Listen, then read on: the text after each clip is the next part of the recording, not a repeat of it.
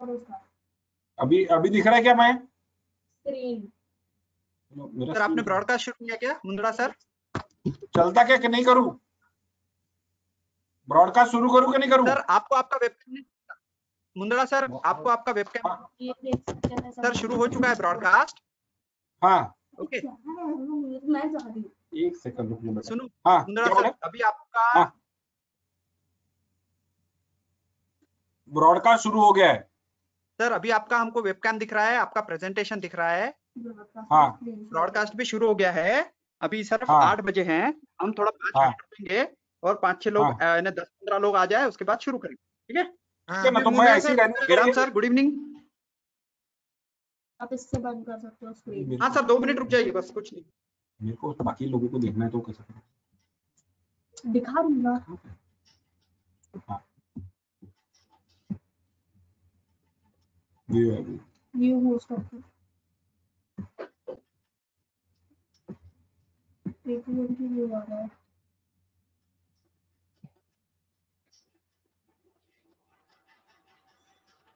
जो भी बात करेगा वो दिखेगा। Broadcast card. It's just to name them the common iliac, the extra iliac, intra-iliac vein, the superficial and deep femoral vein, popliteal, pair of anterior tibial veins, pair of posterior tibial veins, and peroneal veins. And the valves are seen proximally up to the common femoral vein. It above which valves are not there in the deep veins. The anatomy of superficial veins, we all are aware again. Great saphenous veins, its branch tributaries, the short saphenous veins, again its branches, the perforators, the anatomy of SFJ, SPJ, as everyone is aware about. And the most important thing, which I would again reiterate here is the anatomy of the nerves accompanying these veins. Besides the truncal great saphenous vein, we start from medial malleolus up to the saphenofemoral junction. The important veins are the anterolateral tributary, which is also called as accessory GSV, the posteromedial tributary, which is also called as a vein of Guykomi. These both are present on the thigh. And again, there is an anterior branch and the posterior crural branch, which is in the level of the leg, which arises, which are there as a branch tributaries of great saphenous vein above and below the knee joint, respectively. Surgeons are very well aware about the anatomy of saphenofemoral junction, so I'm not going to go much into details about the anatomy. But the anatomy of saphenopopliteal junction is very interesting, because what happens is the true saphenopopliteal junction is seen only in 60% of the patient, which is around 2 to 7 centimeters above the knee joint.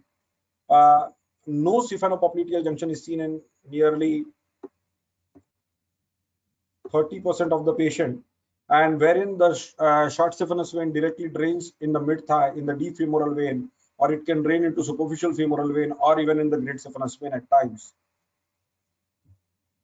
The anatomy of the perforators, yes, we are aware about the names of various perforators like Hunterian, just above the knee joint, the Dodds perforator at the level of knee, Boyd's, and in the leg region, the Cocket 1, 2, 3, and 24 centimeters perforators. These are the named one. There are few unnamed perforators also in the leg region. The anatomy of nerves accompanying the vein is important, because we are talking about thermal ablation, and when we burn up the veins, when we burn the veins from inside, at times the surrounding nerves can also get ablated, and the patients can have a complication of the nerve injury post ablation. So the great saphenous nerve is closely accompanying the GSV in the around the knee and below in the leg, while as the sural nerve comes in a close proximity to short saphenous vein in the lower part of the leg. So we can burn easily the upper part of the short saphenous vein, but the lower part, if we burn it, we will have the sural nerve paresthesias in patients if it gets thermal injury during SSV ablations. The important thing is that we can diagnose varicosities from where they are arising if we know the zone of influence of the incompetent regions. If the SFJ is incompetent, then you can see that the varicose develops along the course of GSV. The impact is seen all along the course of the GSV, which is anteromedially, and often causes varicosities in the region of GSV. And if we see the anterolateral tributary reflux, which is the ATL reflux, then you see varicosities mainly on the anterolateral aspect of the thigh and also on the lateral aspect of the knee joint. So by looking at it, you can say clinically that this is an anterolateral reflux which is responsible for varicosities in the patients. If you see more medially to the GSV varicosities in the upper thigh, that is nothing but the pudendal reflux, which can be from the superficial pudendal vein, refluxing superficial pudendal vein, which joins the SFJ. And also there are few ways in such patients which can be from the internal iliac veins. So they can be because of the incompetence of the deep venous system. And if you identify by color Doppler, then these are the veins which are important, and they are one of the very difficult veins to be treated because they can cause significant amount of recurrence even if you treat it. When you see incompetent siphenopopliteal junction, you can see varicosities bang on the posterior aspect of the leg along the course of the short siphonous vein. The vein of Giacomini is nothing but a vein which connects the short siphonous vein to the great siphonous vein, and this is also called as the posteromedial branch of the posteromedial branch of GSV, that is communicating with GSV and SSV. And it is often gets hypertrophied even in incompetent SFJ or even in incompetent SPJ. And these collaterals are seen, these dilated varicosities are seen around the course of the vein of Giacomini, which is mainly above the knee joint, and it's like along the posteromedial aspect and of the thigh. We also many times see the lateral subdermic venous flexus, which is mainly on the lateral aspect of the thigh, and you can see multiple spider veins or at times many hypertrophied veins, and this is because of a single perforator which is around the level of the knee joint. And if you block this perforators, these veins disappear, or you may require an adjuvant foam therapy to treat lateral subdermic venous flexus. We all know causes for varicose veins. Varicose is nothing but the penalty against gravity. It occurs mainly in people who sit or stand for long periods, which both are defined as the periods of inactivity, obesity, aging, leg injury, pregnancy, smoking, hormonal imbalance. It can be at times hereditary or can be because of DVT, that is a post-thrombotic syndrome, where we cannot do endovenous laser treatment of varicose veins. We are all aware about the SEEP classifications, that is clinical, etiological, anatomical, and pathophysiological classification. I'm really not going to go into details of this slide. So the diagnosis of varicose vein is by complete medical history and physical examination. You see varicosities, you can see the zone of impact of incompetent junction or perforators, and you can clinically diagnose varicose veins nicely. Color Doppler is just to confirm your clinical diagnosis. At times, color Doppler gives you additional information also about incompetent. At times, I would say most of the time, it gives them additional information about the incompetent perforators, which are also to be treated when we treat the entire varicose veins. So color Doppler is very, very important tool, without which treating varicose veins becomes very, very difficult.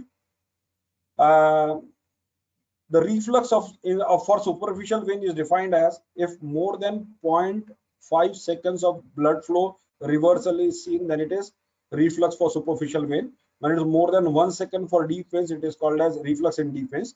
The reflux of perforators is defined as when it is more than 0.5 seconds of flow reversal, while perforating vein, despite of the reflux seen or unseen, not seen, if it is more than 3.5 millimeters in diameter, is considered to be a reflux in perforating veins.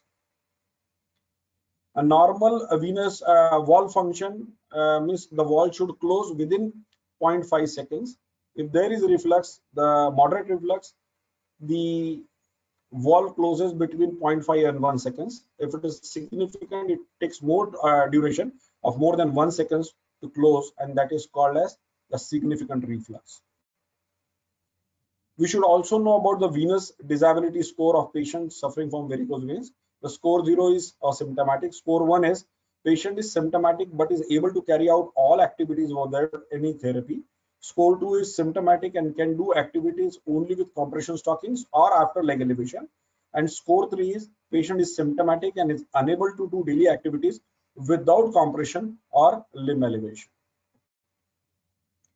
So, which are the patients whom we should treat by endovenous laser, or I would say endovenous thermal ablation?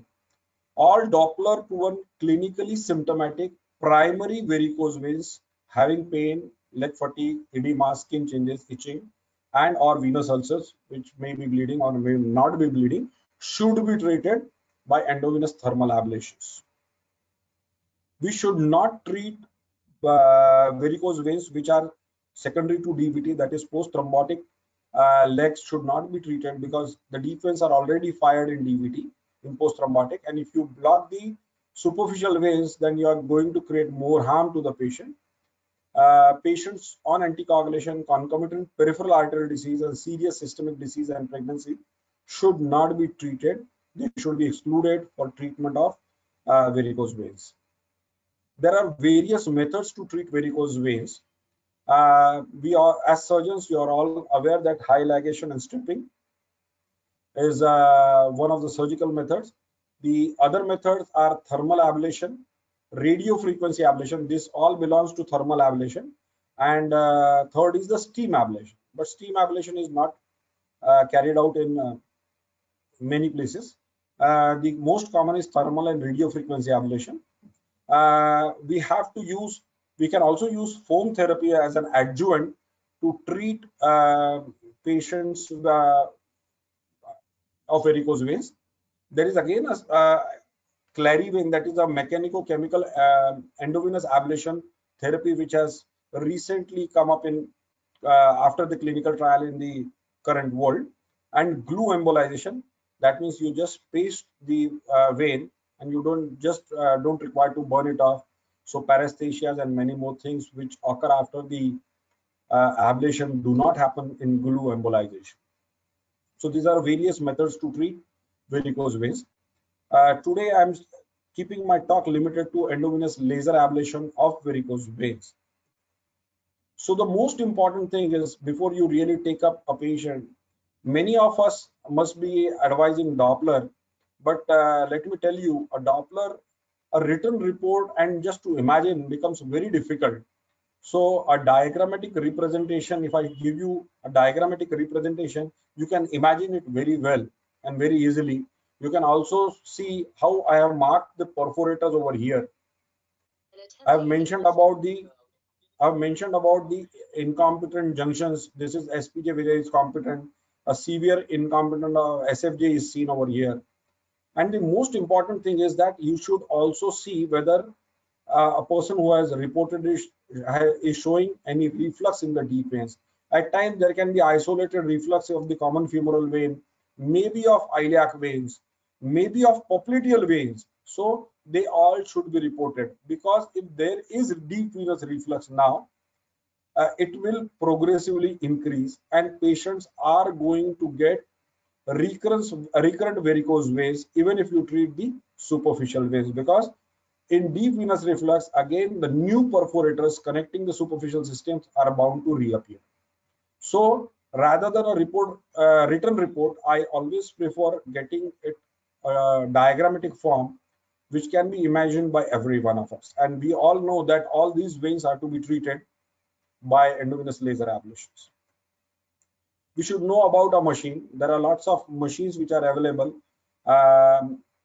810 nanometer, 980 nanometer, 1470 nanometer, and there are different types of fiber, bare fibers and the radial fiber with single ring, radial fiber with double ring. So there are a lot of things available. If you have a machine, there is we can ablate it with pulse, signal, or a continuous mode. But we should know that we are supposed to deliver energy which burns 80 joules per centimeter of the vein. We have to treat not only GSV, SSV, but also the branch tributaries. That is very important.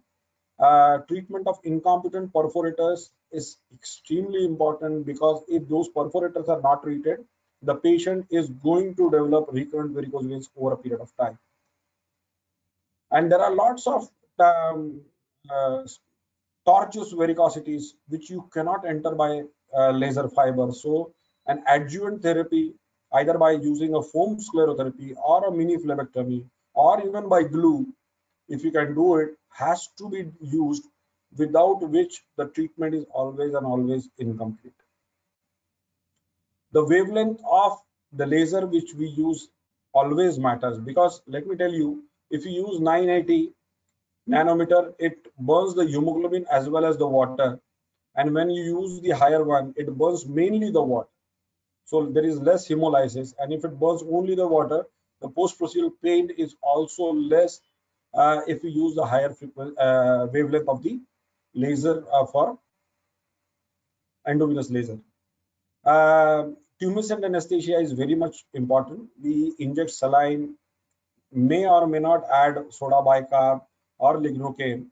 But this is a perivenous injection. You can see here the entire vein is surrounded by saline and the vein is compressed. That is how you really remove the entire blood from the vein also, and the vein gets burned up very well with the laser endoluminal. So this is very much important, and it is only done under ultrasound guidance, because if you do it blindly, then you may not inject all around the vein homogeneously nicely. So the materials which we required is, yes, the entire procedure is done either in local, maybe spinal, or with addition of IV antibiotics.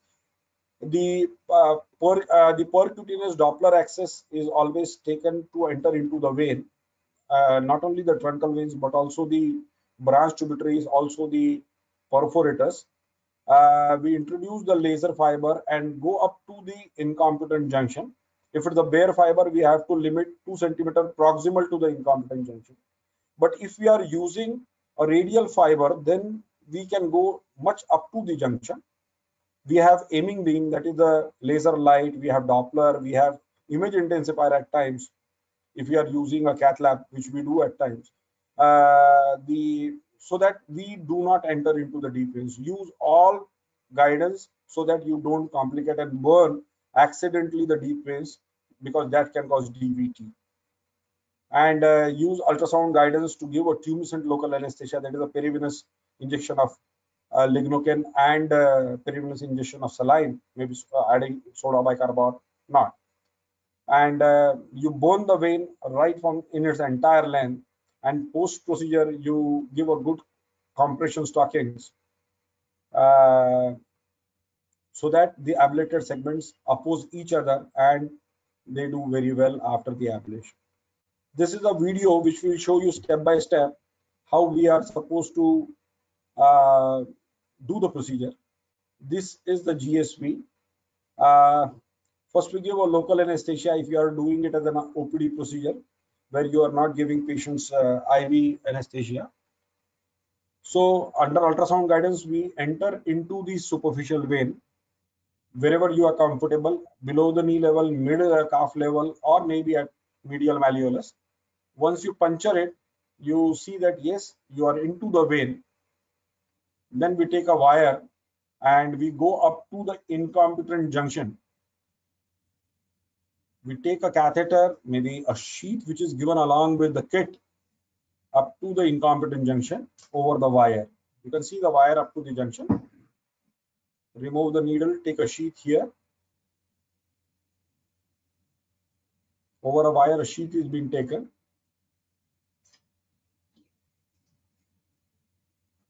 You can watch this very well on ultrasound. If you want a fluoro, you can use a fluoro, but then that means an additional radiation to the patient as well as yourself. Now through the sheet, you take the laser fiber, go up to you can see the laser fiber very well on ultrasound also. If it is a bare fiber, 2 centimeter proximal to the junction, you have to stop. Give a perivenous anesthesia, injection of saline. This compresses the vein from all the sides. The vein gets decompressed and the entire blood is squeezed out. You can see over here. Once you give a perivenous anesthesia, vein is compressed and then you start burning the vein from inside.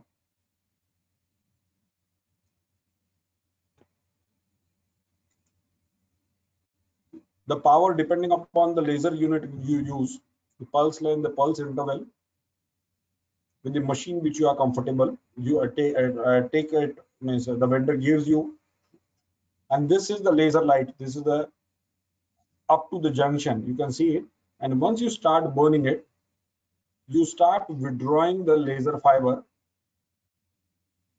This is the pulse mode where you burn it partly and come out. In a continuous mode, you keep it burning and you just remove the fiber and you will see that the vein contracts. What happens is the collagen is denatured and it shrinks the entire vein completely. Over a period of time, this vein gets absorbed. So you don't see it subsequently, right? And this is the just a pin which is seen, and give a good post-procedure stockings to the patient.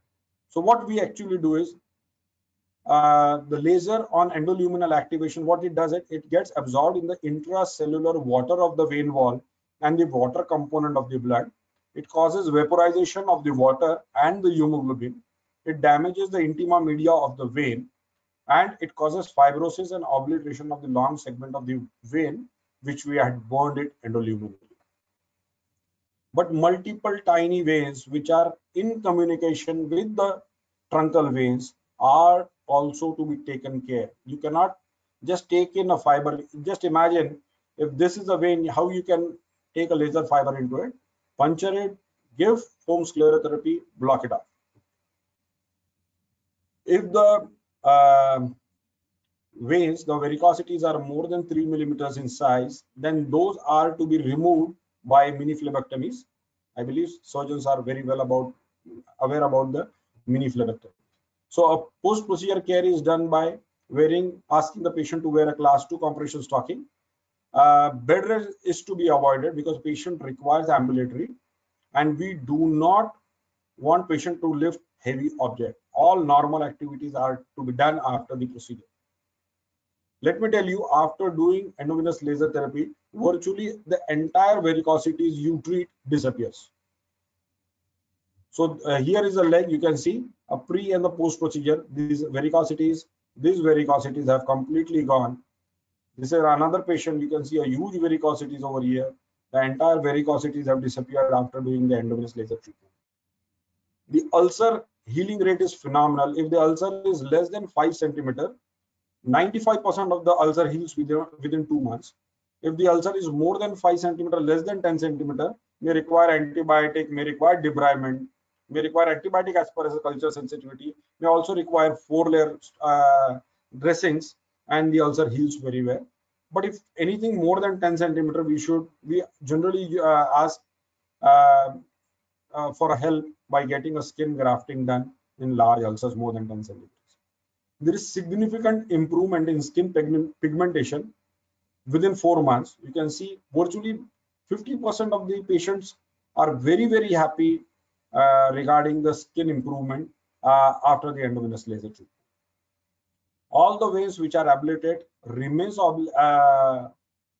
occluded at 1 week of color Doppler, which we do it after a week, At 3 months, you can see few recurrences.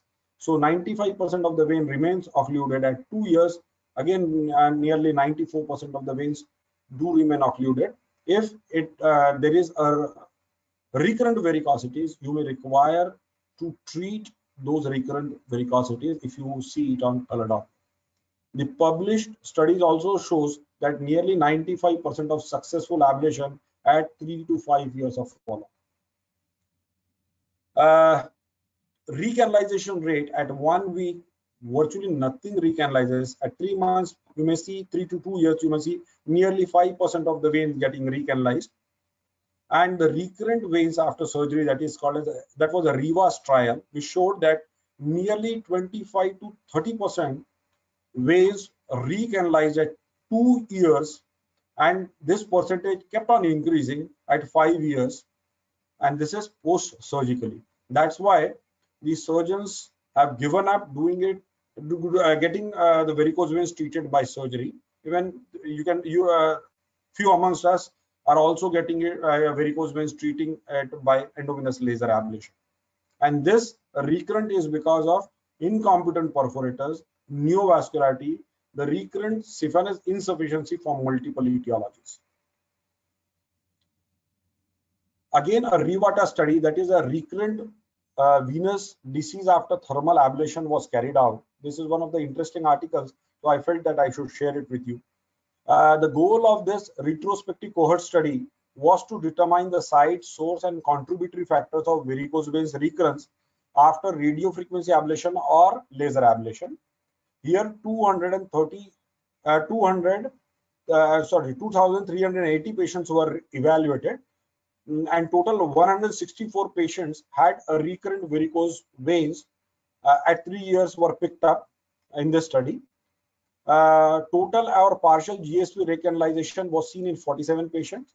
A new accessory GSV, that is the anterolateral tributary, which is seen at the level of the upper thigh, reflux occurred in 40 patients, and this were reason for recurrent varicose veins. A new SSV reflux was seen in 24 patients, and the perforator pathology was virtually seen in 64% of the patients in this study of recurrent varicose veins after thermal ablation. The GSV, they studied it on color Doppler. They found that the GSV was completely recanalized in few patients. The GSV was partially recanalized in few. The GSV recanalization was associated with a perforator which was in direct communication with GSV. The Siphanous recanalization associated with branch inflows. This is a branch tributary which is causing recanalization. Siphanous insufficiency in unablated segments. You can also see Siphanous insufficiency in unablated segments associated with perforators.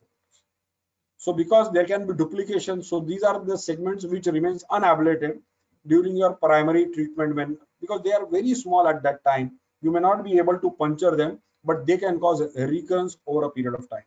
You can see ablated and a normal veins at times when you evaluate the patient in a period of time in follow-up. A GSV recanalization was more common with incompetent thigh perforator than the calf perforator. So if you see big perforators in thigh, GSV recanalization thigh. And we also should know that 980 nanometer wavelength had more recurrent varicose veins than 980 and 1320 or 1470 nanometers of laser.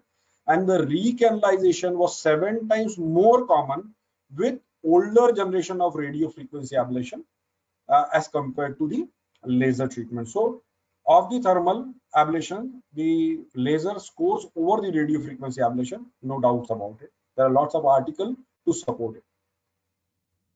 The anterior accessory GSV, which is also the anterolateral tributary, can be recanalized over totally, partially, or a new reflux over a period of follow-up can be seen in anterolateral tributary, or it can remain ablated or can be normal. Even SSV, you can see a recanalized SSV, new reflux in SSV, which can be either seen ablated or normal, and combined anterolaterally and anterolateral tributary and SSV reflux was responsible in nearly 40% of the cases of recurrent varicose veins in Rivata trial. So just remember that you just cannot leave anterolateral GSV or SSV if it is refluxing at the period of time, or they can become incompetent over a period of time, and they may be responsible for recurrence. Perforators were nearly 77% cases were because of incompetent perforators, which were responsible for recurrence. They may be directly in relation to the vein or may be indirectly related. Recanalization was 3 times more common in the varicosities if the varicosities were associated with incompetent perforator, thigh perforator rather than a calf perforator. So thigh perforators can't be left because recanalization occurs fast and is 3 times more common than the calf perforators. There are lots of literature which I reviewed and could see that the venous closure rate remains from 93 to 99% at the end of 1, 2, and 3 years and still more. Again, the venous occlusion rate was between a tune of 90 to 99%. 90 was at 1 year, that was maybe a 2003 study, but subsequently you see that yes, the occlusion rates are very high, more than 95% at 2 years. Here are a few examples. This is a 58 years female, a diabetic female, who had pain and hyperpigmentation since 5 years. There was non-healing ulcer over here, and the reason for varicosities was incompetent SFJ and SPG and perforator also. And after treating, you can see within 3 months, the entire ulcer had healed. You can see a significantly improved stasis dermatitis of the leg, and the venous disability score, which was 2 pre-procedure, had become 0. This is another leg. You can see this is the scab over the ulcer in a 48 years female who had this ulceration since 6 years off and on. And again, the SFJ and SPJ was responsible for incompetence in this patient, and this was again treated with endovenous laser ablation, and this again decreased the venous disability from 2 to 0.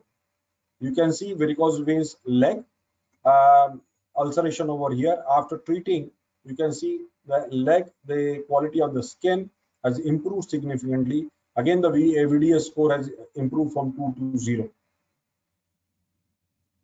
See ulceration on the dorsum of the ankle joint and the anterolateral aspect of the leg with multiple varicosities, significant lipodermal also over here, and pre and post treatment within 3 months, the ulcer had healed and significant improvement in the quality of the skin of the leg. Color Doppler, you can see that this vein pre-procedure and this is the vein post-procedure, and the vein is completely occluded. The superficial varicosity is completely getting occluded after the laser treatment. This is 48 years male, non-diabetic. You can see significant varicosity. This was a picture which was taken 8 days after, and the entire varicosities has disappeared. The VDS score has come down from 2 to 0 again. This is a classical case of staphenofemoral junction reflux. You can see large varicosities along the course of GSV. After treatment, the entire varicosities has disappeared and the ulcer has completely healed. Again, this patient, you can see a large ulceration over here. After treatment, the entire ulcer has healed and the stasis has decreased. This was a very rare case of mine who had a pedunculated varicose vein at the level of the knee joint. We treated the entire GSV, SSV with endovenous laser. Subsequently, when inside this pedunculated varicosity, you can see my microcatheter over here. We ablated it completely and then surgically got it removed. This pedunculated varicosities was removed. This was one of its kind case in the world literature. This is another 54 years diabetic female. The surgery was done. You can see the surgery marks over here. Stripping was done, and this was recurrence after the stripping. A bad ulcer and a very painful ulcer at the level of the medial malleolus. We did endovenous laser ablation, and you can see a leg which has improved significantly, the ulcer which has healed, and the stasis, which has decreased. The VDS score came down from 2 to 0. Again, post surgery, pre-treatment and the post-treatment, you can see limb improving very well. So how do we follow up all these patients of varicose veins? We do a duplex ultrasound, Doppler at 1 week, 1 month, 3 months, 1 year, and 2 years, and we check the occlusion, the recanalization. We also have to see the deep veins, whether there is any thrombosis or not. We see deep venous reflux also in these patients on follow. Post-procedure, we see minor complications like palpable scarred veins. The veins becomes thick and you can palpate it, which we see it up to 3 months of time. There can be some bruising, and this bruising is less with 1470 nanometers of laser. Paresthesias, if you burn the vein, while burning the vein, you burn the nerve, can cause paresthesia. Skin burns are absolutely rare. In one of the patients, which in my very initial days, I had a patient with a small skin burn over here. DVT was virtually nil and no major complication was seen in the procedures which we do.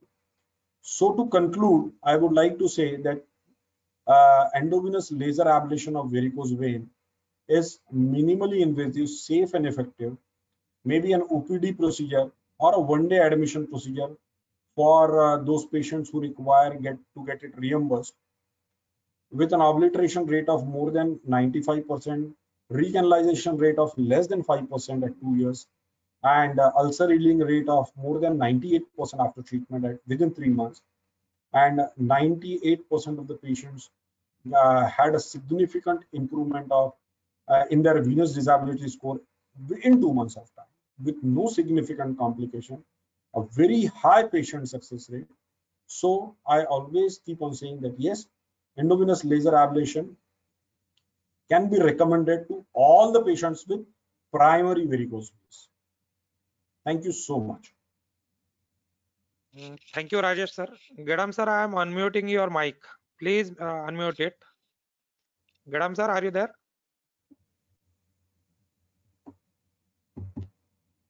Gadam sir.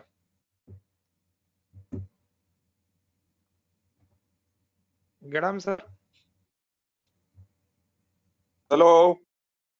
Hello Yes, sir, sir. you are Can you hear? audible. Yes, we can Okay. hear you, sir. Okay. So, detailed description about the laser therapy. You said in some patients, for example, previously stripping was done, Rajesh. Yeah. Yes, sir. And after stripping, you did the laser therapy. So, which part of the vein you did? So, vein might not be there after stripping. So, how could you do the laser therapy there?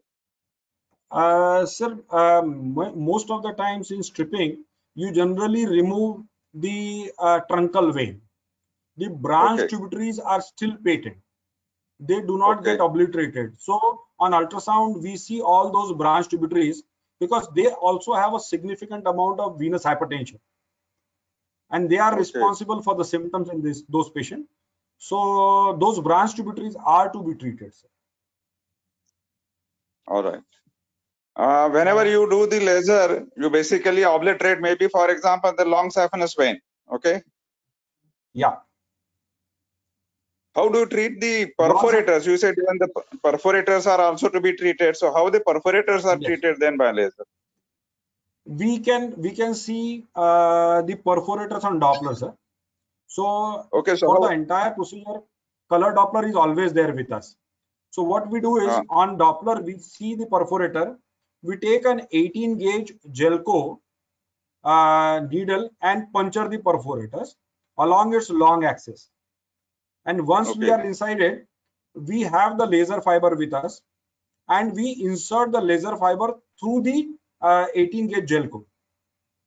And we burn the perforator in its complete length. So is it that in majority of the patient you do this, or you only do the ablation of only long saphenous vein? No, sir. In all cases, we do perforator treatment because if you leave it, they will always cause recurrence. So in all patients, we have to do it. Right. Now, We as you also said, treat truncal veins also, sir. okay. So success rate, you said maybe more than 95%. Yes, sir. Comparatively, what is the success rate in radio frequency? You said this is better than radio frequency. So, Sir, the older generations of radio frequency were honestly bad, but the recent generation of radio frequency are more or less equivalent, I would say, maybe 2-3% here and there, but then the recent generations are good. That's why I said the older generation radio frequency had some problems. okay. In fact, of late, the head-to-head with the newer generation radio frequency ablating machines and the 1470 nanometers of laser has not been seen in the literature of it. Right. The complication rate with radio frequency and laser are almost similar. Do you agree? Same, sir, because yeah, Or almost same. virtually And same. if you talk about the endovenous glue, the complications rates are said to be less compared to this even laser or the radio frequency. Yes, sir, because what happens with glue is, in fact, I have done quite a lot of glue. I keep on doing now glue, but glue is costlier than the laser. So it is a cost okay. Cost that prohibits me in using glue in many patients. It's a costlier affair, sir. That is one of the big reasons. And availability now is there, but cost is prohibiting factor for glue. You don't require to give perivenous anesthesias if the vein is less than 1 centimeter in diameter. And it virtually adheres it from the intimal side, and the vein is completely obliterated on table itself. Okay, fine. Now you said all varicose vein can be treated by laser. All primary varicose veins can be treated. On primary varicose veins. When you have graded the veins also, grade 1, 2, 3. Yeah. So graded like the reflux. Graded the reflux. So mild, moderate, severe reflux. Yeah. The reticular veins and say thread veins which are there are reticular veins.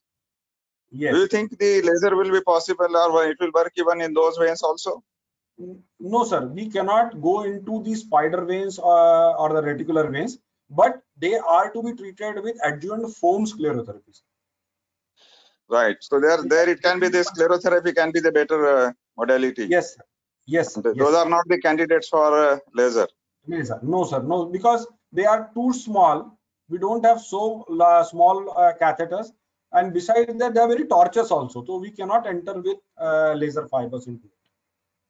Okay. Okay. Thank you, Rajesh, and the well explained endo laser therapy. I think there are some other questions. Some questions I request the say Yes, sir. for example. Yes, sir. I am there, sir. Rajesh sir, before asking questions from the audience, I have a few questions for you. What are the complications which we can encounter while doing a EVL, like perforation of the vein or puncture, accidental puncture of the vein, and any more complications, and what precautions does the patient have to take after the procedure? The complications are like you virtually see everything under with a Doppler. So if you are applying a force and if the catheter is not moving very smoothly, do not forcibly go inside, because there can be at times venous aneurysms, there can be the varicosities which may not allow a smooth travel of the laser fiber within the vein, right? And you can just start the illumination light of the laser and you see where you are struck. Right, you can easily see it on the surface of the skin. Okay, your tip of the laser fiber is here. So that is, and if you forcibly go into it, you can perforate and come outside the vein. So at all given point of time, you should not use any force. You should not accidentally enter into the deep veins, because if you enter into the deep veins and you burn it, the patient is bound to have a deep venous thrombosis. So if you have a very good knowledge about color Doppler, I can honestly say you will not have much of complication, but knowledge of Doppler is very much important in treating varicose. And Okay. regarding the post procedure, the thing is that anything which increases the abdominal pressure, also increases the venous pressure, which is transmitted to the peripheral limbs, right? So all those activities which increases the abdominal pressure, like lifting up a heavy object, doing exercises, they should be prohibited for nearly a month or so. But normal, all activities are encouraged after the endovenous laser ablation. Okay. And how long does the patient have to wear his compression stockings after the procedure? Generally, we advocate it up to 3 months of time. Okay. And Okay. in 3 months, if you don't see any recurrence, we ask the patient not to wear it. But in few patients where you see that there is some deep venous reflux, maybe in common femoral vein, maybe in popliteal vein, in a focal, you can see even a focal reflux. Let me tell you, you may not see it in the entire length. You may see focal refluxes. If you see in some reflux in deep venous system, we advocate patient to wear it for a longer period of time. Okay. Okay. Thank you, Rajesh sir. I will now invite questions from the audience. We have Please. question by our president, Dr. Vikram Desai sir. I am unmuting your mic, sir. Desai sir, please unmute it. Desai sir. Desai sir, please unmute your mic. Yeah, Desai sir. Yeah, am I audible? Yeah, you sir. are audible, sir. Okay, good evening, Rajesh. Very good evening, sir. Wonderful exposition on varicose veins and the latest methods of treating it. You have virtually kind of stolen our patience of surgery, but I appreciate it. And I must congratulate you on your great results. Like more than 95% obliteration rate is excellent. So, Yeah, sir. a comment and a quick question. Yes, I think patient selection is more important, and mapping, as you said very correctly, before going for ablation, proper mapping of all the veins and the perforators is absolutely essential so that not to miss any of these. Because if you miss any of these, you are definitely going to get a recurrence at that point or some point later. So I appreciate your diagrams and the exact visualization of the veins and the perforators. Now my query is, in cases of long-standing venous ulcers because of varicose veins, normally it has been told that the ulcer should heal first and then you offer surgery or whatever procedure. But practically what happens is most of the times these patients do not respond to conservative treatment in spite of dressings, elevations and compressions. So what is the time limit where you can wait and when should you opt for a venous ablation? Honestly speaking, I really don't wait much, sir. Maybe a day or two before. A day or two before I start antibiotic empirically augmenting in most of the patients. Thereafter, if the ulcer is bad, you look that the ulcer base is unhealthy, I give a 4-layer dressings to the patients maybe for a day or two, and immediately take patients for endovenous laser ablation. I really don't wait. Because the venous hypertension is responsible for ulcerations. Unless and until you remove that blood pressures of the veins, this ulcer is really not going to heal. Not going to heal, exactly. Yeah. So sooner the better, you mean? Exactly, sir. Okay.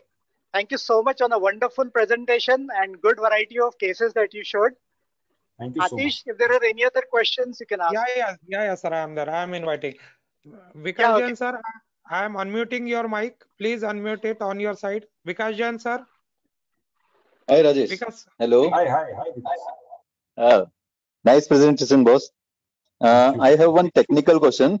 Why this mapping is important? Because you are passing the probe and then the laser from great saphenous vein from the medial malleolus up to the junction of saphenofemoral junction. And then you start ablation from one end to the other end. Right. So if there are various tributaries are there, so you go for ablation of the tributaries also, or what you are doing? Yeah, the mapping is important because we do venous Doppler mainly in sitting position or standing position, right? Okay, We do not do a Doppler when the patient is supine. okay, So when the patient is sitting or standing, you see all those prominent veins very easily. yes, And as yes, soon as the patient is supine, few veins may disappear. okay, They may not remain as prominent as they were on sitting position or a standing position. So okay, for our knowledge, because what happens is if we do not see it when the patient is supine, or if it is completely collapsed, or if it is minute, we still would go and puncture it under Doppler guidance. We should not okay. miss those veins which were otherwise prominent on sitting or standing position. So mapping is very much important for us also Okay. pre-procedure, right? But And is there is any difference if during the mapping you see the mid thigh perforators or mid calf perforators are there? So should you give more laser at that point, or should you wait there for a few minutes so that the tributaries will collapse? nothing that sort. To be very honest, you have to virtually burn the vein homogeneously in its entire Okay, course. And okay, if there is an incompetent perforator, let me tell you that incompetent perforator is also treated by us. We don't feel that incompetent perforator. okay. So that is how we treat it. It is not that Any we are not treating it. But if there is any prominent perforator are there, so after Yeah. the complete ablation of vein, can you pass the laser fiber through the perforator and can burn the perforator also? Or See, generally we phlebotomy is take the an only access. answer? No, generally we take the access of perforator before ablating the truncal veins. Okay, We take an access beforehand. okay. So first you We may treat the burn perforator and we may burn the perforator before or after. Burning is after or before, but access okay, has to be taken before ablating the truncal veins. okay, okay. Because once you Uh, ablate, once you give perivenous anesthesia, you may not see perforator thereafter. okay. So we have to Rajesh, take an access. Yeah. okay. Rajesh, one more thing. Yeah. Most of the without surgeon association now have the laser 1470 for the hemorrhoids. So can Yeah. you start some training program in your center for this endovenous Uh, ablation? uh, the things can be done. I can do a live demo if required. Yeah, That that's that is what that is I'm technically asking. possible. That is technically Okay, possible, not a problem. But okay. venous Doppler, learning venous Doppler is more important than any other thing. Yes, that's why I'm You asking, because you during the see, conference or during the live demo, we can say how you are doing, but the most important is to study the Doppler of the vein and how to inject the anesthesia, perivenous yeah, anesthesia. That is, I think, very important. yeah. Those all things. The Doppler role is very important while treating the entire varicose veins. Okay. Yeah. Thank you, Rajesh. Thank you. Thank Nice you so much. presentation. Thank you. Thank you so much. Thank Another question is from Aurora sir. Aurora sir, I unmuted your mic. Please unmute it from your side. Yeah, Aurora sir. Thank you. Hello, Rajesh. Yeah. Good evening, sir. Hello. Yeah. Good evening. Yeah, Hello, How are good sir. you? evening, sir. Perfectly well. A very nice demonstration. As always, I have seen 3-4 demonstrations before that. Yours. One question is, what is the percentage of having edema post laser, and for how much time it remains? Yeah, see, many a times, Good. if you see the international literature, most of the people have burned varicose, the truncal veins from below the knee joint level. And if you start ablating it below the knee joint level, you virtually don't see much of edema. Okay. But what I do is I start ablating it right from medial malleolus. Okay. The reason behind it is if you keep the truncal vein up to the knee joint, the recurrence rate are again very high. Okay. So post procedure edema is seen relatively more in the patients I treat, and it is seen up to maybe 2-3 months, which settles down eventually. To be very honest, it settles down very well. Not that a Okay, patient remains with edema for a longer period of time, but 2-3 months mild edema is there, and till the time edema is there, we give patient, we ask patient to wear class 2 compression stockings. Okay. Okay, and most of these patients are long-standing Yes. Yes. profession. And should they change it for some time or always, or we can continue, ask them to continue their job? No. Changing job is technically impossible, sir. In this competitive world, I never have suggested any of the patient to change the job. They can continue the job they are in. Lots of policemen we have treated and they are continuing their job. Lots of teachers I have treated, they are continuing the job. So no way, no suggestion of changing the job. So they are comfortable with that. Yeah. After surgery.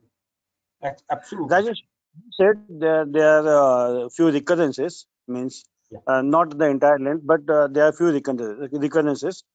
Yes. Are they all symptomatic or they are asymptomatic? Most of them are asymptomatic. So you treat those patients also?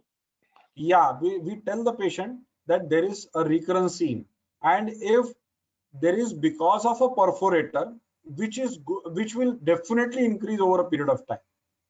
Okay. A perforator and a related varicosity. So what I do is, if I see that, I percutantly enter into the perforator, ablate the perforator, and treat the associated varicosity also. Okay. So you treat them because they should not increase in the size. So you treat all those. Yes, sir. Okay. Thank you, Rajesh. And thank you. And I must congratulate you because all the patients sent by me and treated by you are all doing very well. Thank you for that. Thank you so much. Thank you so much for the feedback. Thank you, Arora sir. Mapari sir, I unmuted your mic. Mapari sir, are you there? Mapari sir, are you there? Dr. Santosh Somani, Mapari sir. Okay. Mapari sir, please go ahead. Yeah. Even after doing the laser ablation in the recurrent case, is there any recurrence after that?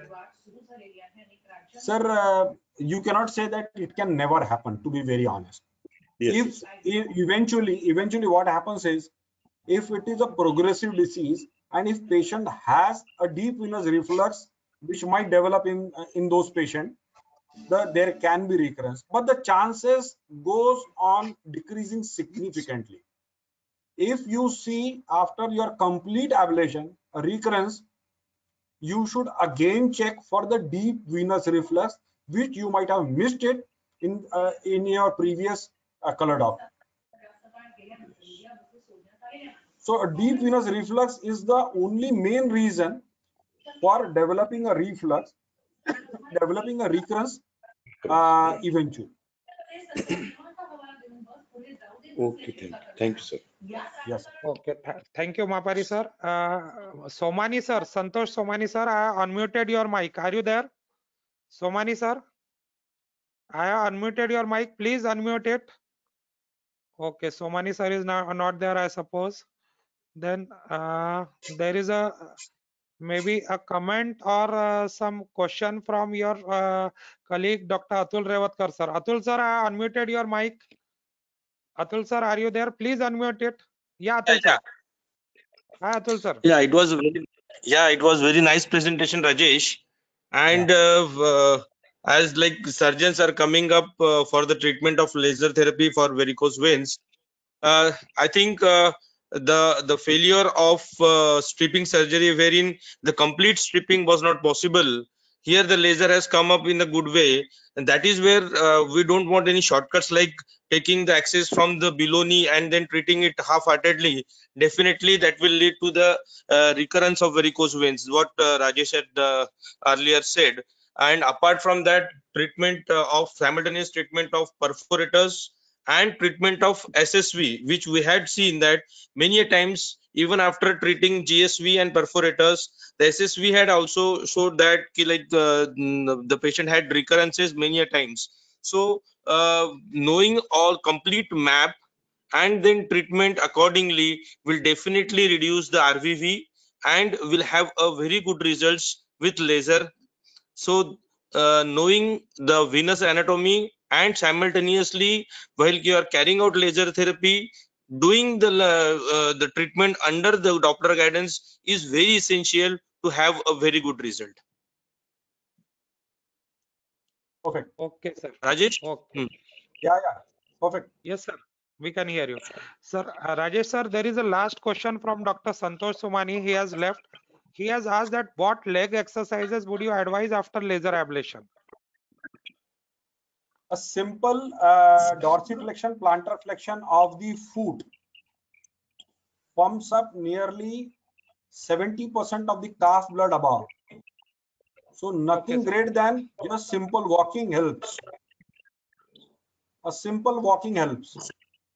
Okay, sir. Okay. Yeah. I suppose there are. And in first month we advise some like during resting you can raise your leg so that the edema part can be taken care which has appeared throughout the day.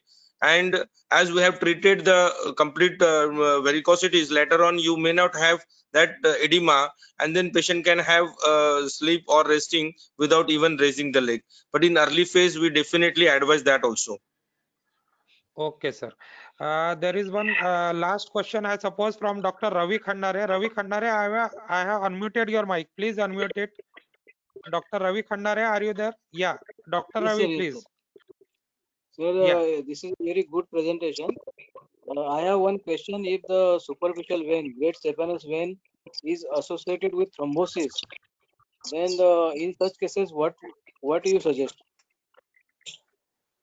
If it is acute thrombus, you are not treating it for sure. If it is a chronic thrombus and the vein is already occluded, you don't require to treat. But the branch tributaries in such patients are to be treated. But if it is an occluding thrombus, you are not supposed to, you cannot enter into it, right? Okay. Yeah. Okay. Any more questions, Dr. Ravi? Yeah, thank you, sir. Thank you. Thank you. Thank you. Thank you, Rajesh sir. Thank you, Gadam sir. Thank you. Thank you all. Thank you. Thank you Thank so you. much. Thank you. Thank you so much. Thank you. Thank you. Bye bye. Bye bye. ठीक से किरकिर आ जाओ और सब इधर उधर Rajesh sir.